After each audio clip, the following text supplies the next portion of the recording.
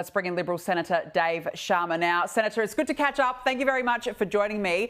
I want to start with net zero. How will the Liberals navigate this? I mean, you've got seniors in the Liberals like Andrew Hastie saying it's like a straitjacket. They want 2050 scrapped. You've got Nationals MPs, some saying the same. The Liberals obviously want to win back city seats from independents, including, of course, your former seat of Wentworth.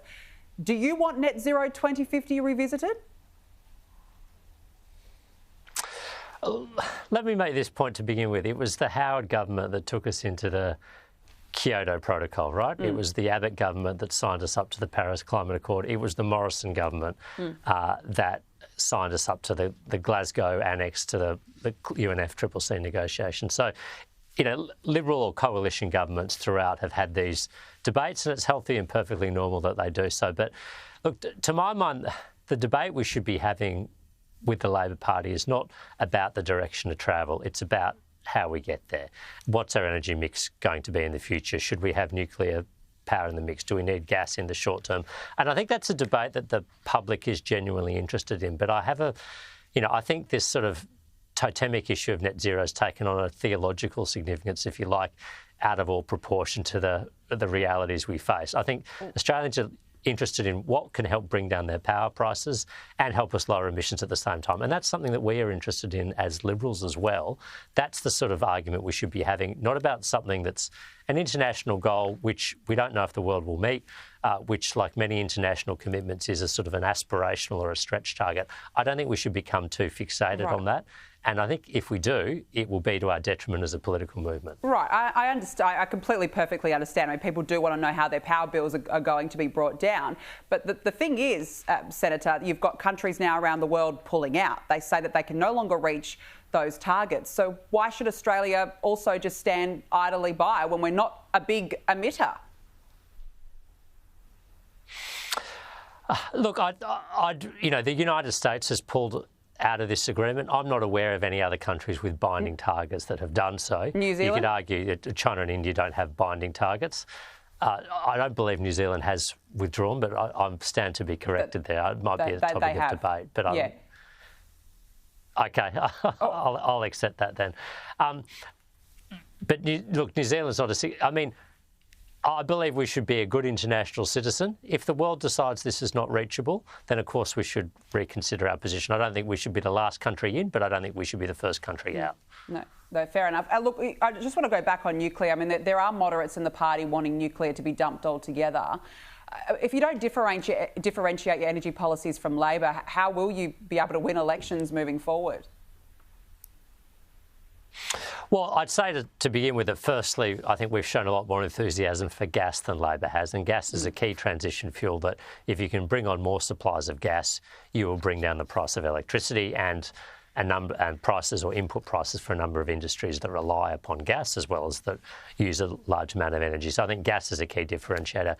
Nuclear, I mean, I think nuclear energy should be in the mix, but it should be on a commercial competitive basis, which is how a market should run. So I don't support having a legislative prohibition on nuclear power, but I think we should overturn that and then allow the market to decide. I mean, nuclear should be able to compete on a level footing in cost terms and reliability terms and other terms, as the same as coal, the same as gas, the same as hydro, the same as solar.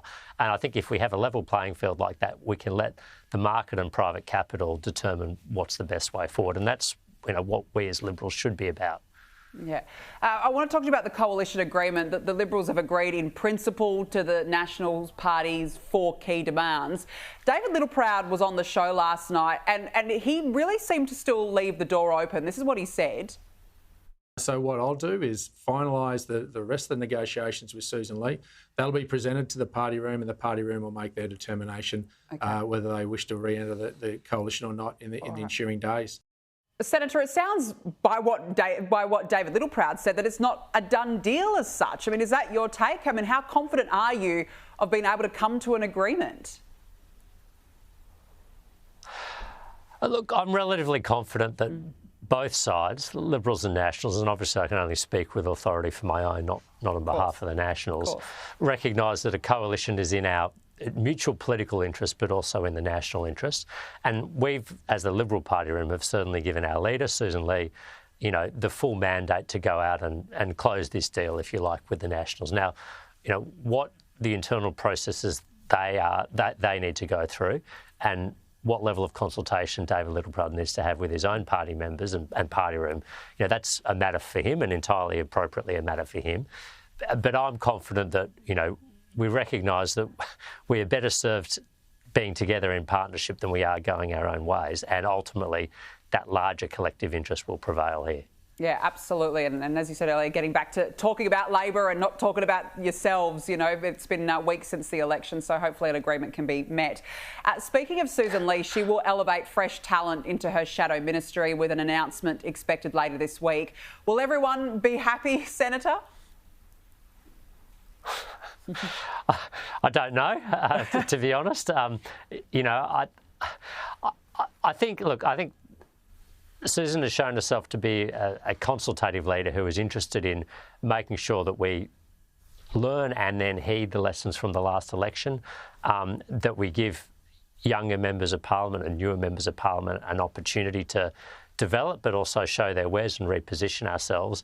And ultimately, the nature of these things is there's more people than there are positions. And so I expect there will be some people who are disappointed, but ultimately I think we will all respect the decision that the leader reaches on these things.